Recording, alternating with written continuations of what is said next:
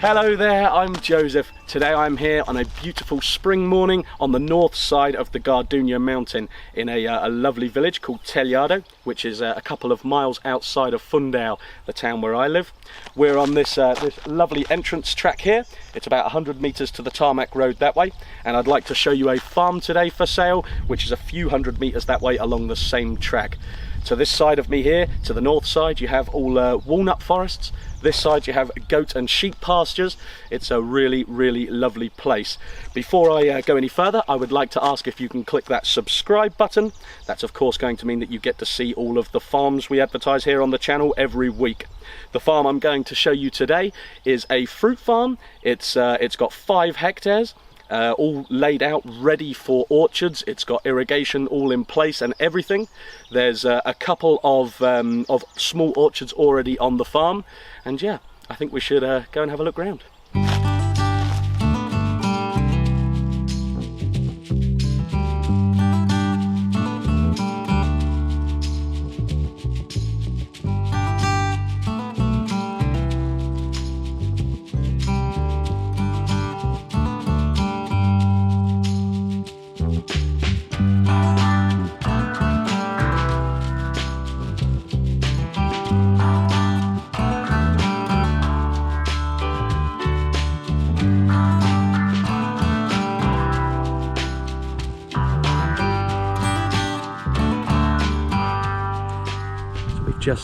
Just came in the property here through this gateway.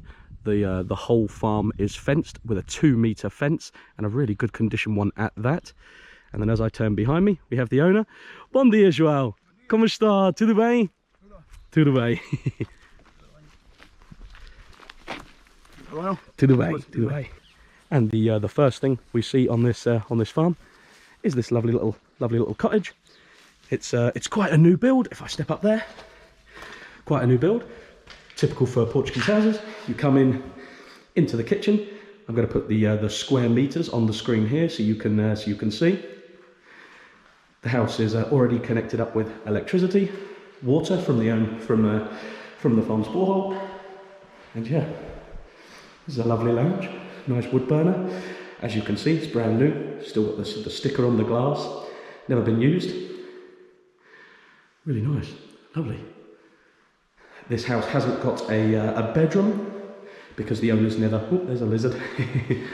The owners never intended to stay here. It was used as a house where they could stay during the harvests and everything. As we come through here, bathroom, all tiled, all already set up with the footments and everything. Shower, sink. Yeah. There's still a few things that obviously need doing, the doors and whatnot going on, and I'll show you at the back of the house. Here's just a little room for storing, pantry style room. Of course you could use this as a corridor, knock through here with a door, or here even, wherever you like, for a door to go through to the bedroom. So yeah, a really nice, really nicely laid out little house. And if I come over here, you'll see beautiful views. Firstly through the doorway there. And through the windows, all brand new windows. Beautiful views out there to the Gardunha mountain. That's where I live, just over there somewhere on there.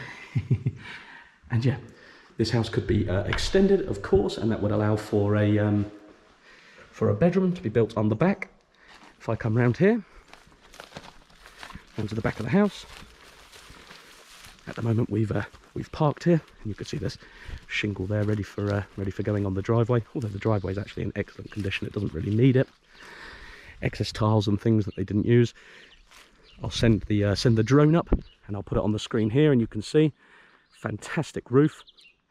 And I'll also put here on the screen a map of the farm so you can see exactly what it looks like. And yeah, here this would be an excellent place for a bedroom. Lots of space here to extend the house if you wanted to. Of course, it would make sense adding a bedroom on the end there.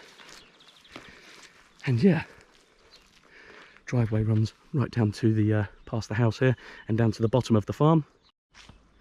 The house is obviously connected to electricity, and like I said earlier, all of the water comes directly from the farm's borehole. So that means that all of the water here is free, basically. You know, the borehole's already installed and everything, and it also means no chemicals or anything in the water, so no municipal water. The roof is all insulated with a 6 centimeter thick insulation. And then as we come down here, of course, you can see all of the fields have been all prepared. The owner owns a nursery in Fundão, a tree nursery. So he's an absolute professional with everything to do with trees, especially fruit trees, but all trees in general. And yeah, he had this farm planted completely with all different various types of fruit. So it was predominantly cherry, as is typical in the Fundão area here. Fundão is completely full of cherries. It's the cherry capital of Portugal. And yeah, it also had apple orchards, quince orchards, fig orchards, and also down the bottom here they had 2 cornfields, one on the left here and one right down the very west side down there. The house is south facing, and yeah, you can see absolutely ready here, ready to be planted with whatever you want. I would suggest cherries, because that's the best crop in the area, but of course it could be anything. Almonds do fantastic here, as do lots of other trees. Peach trees, they do fantastic too. And as we walk down this lovely track, gorgeous day for it. Really nice day. You can see the Serra da Estrela mountain to the north. That is the highest mountain on mainland Portugal. And what else you can see here is that each of the fields is completely set up, like I said earlier, with irrigation, ready to all be connected and everything. Speaking of irrigation, we have an irrigation house here, a pump house, and I'll show you that in a second. Just before I do, I would like to show you the farm's pond, because ponds are a big passion of mine. I love ponds. And yeah, this one here is all planted with bulrushes and everything, all native plants. There's a rise over there, so I don't know if that's a fish or something, maybe a frog or a turtle, a terrapin I mean. But yeah, this would be an absolutely fantastic little pond. You can see the water level on my website, www.farmerforfun.com. I have photos there of how the pond looked during the summer. So of course that will give you an idea that this farm here has lots of water, and water year round, which is of course a very important commodity here in Portugal, where the summers get very hot and very dry. I'm going to place on the screen here, as I'm going to do with each of the fields, the square meters, so you can see exactly how big each one is, and that will give you an idea of how many trees you can plant, or whichever crop you wanted to produce. Cherries definitely would be a very good option though. Electricity post here, right to the pump house, and yeah, as we go in, you'll see, my camera adjusts to the light, there we go. You'll see that it is, of course, as everything is in this farm, professional, really professionally laid out.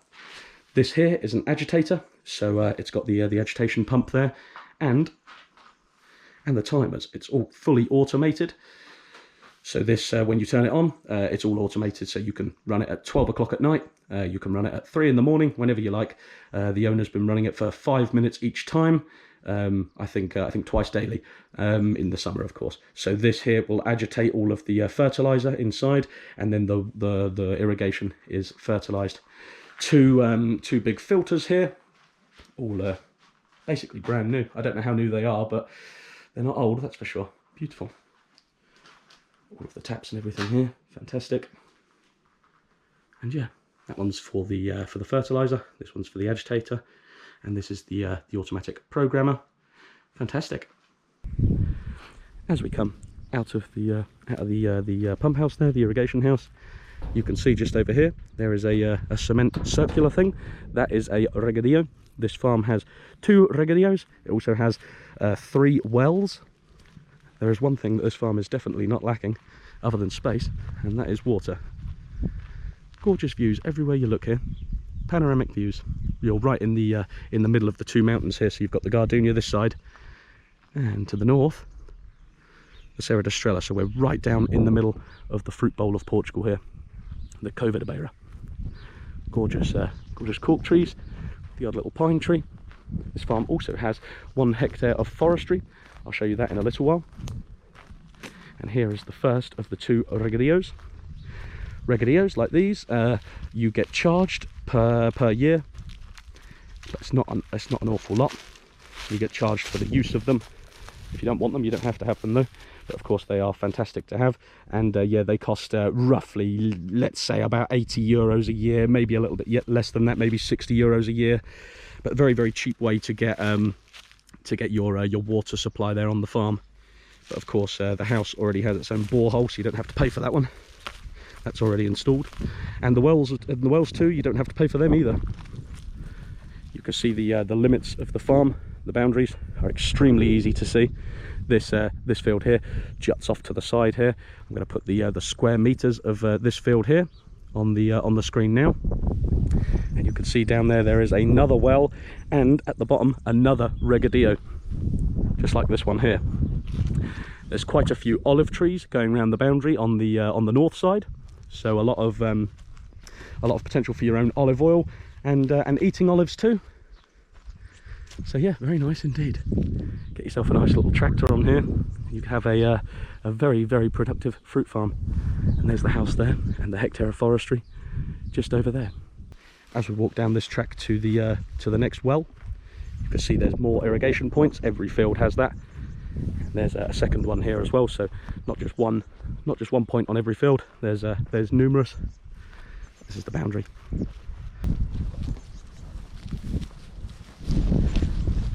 As we come down here to the far east side, now faz mal eu ando na terra aqui pois não. I was just asking the owner if he doesn't mind I'm walking on his lovely tilled land here.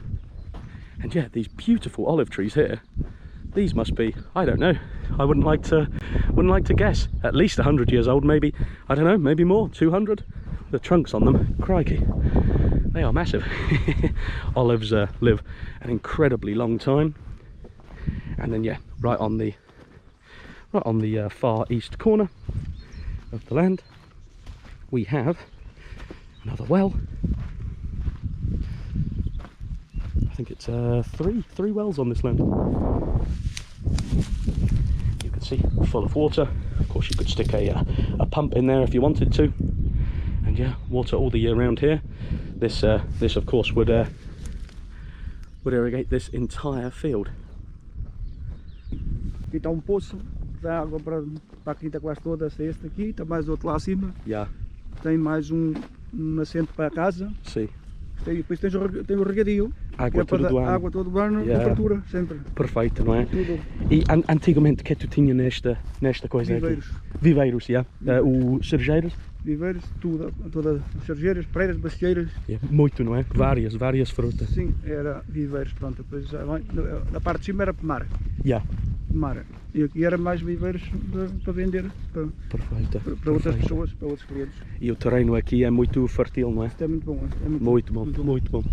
Perfeito para uma quinta de fruta, não é? Sim, fazer viveiros também de hortícolas. Já. Couves. Ah, sim, já. Fazia couves,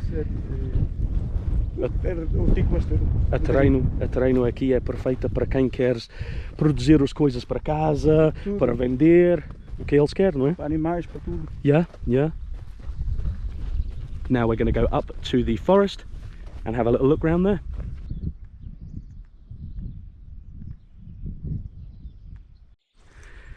And then yeah, as we walk back up, you can see this lovely large field here.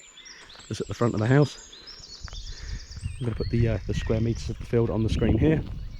And this farm has, like I already showed you, the 3 large fields. So this one, and then the other 2 that we just walked round down there.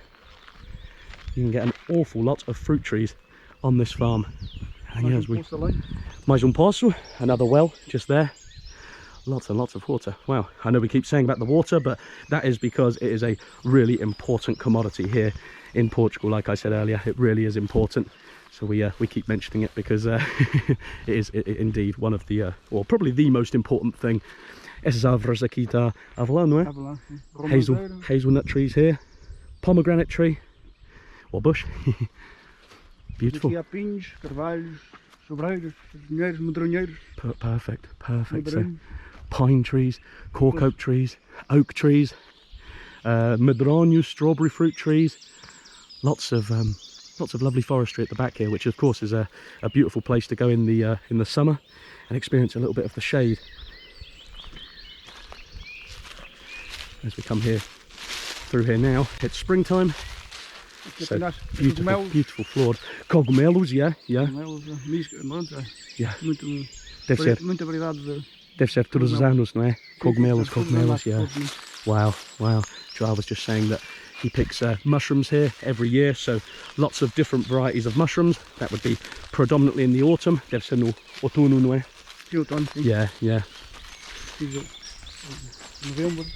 Yeah. November, yeah. Gorgeous. Wild mushroom foraging on your own land. Make sure you know which ones you're foraging though. Of course, you can eat every mushroom, but some of them only once. You might end up dying. Yeah. Joel said you could have a like a campsite here. That would be beautiful for that. Very nice. Sombra. Yeah, the shade in the summer. Beautiful. Look at those lovely cork trees there. You can peel the cork off of these. You can get people in who know what they're doing. You can sell it to them. You don't have to though, of course. You can leave it on the tree. Doesn't hurt the tree.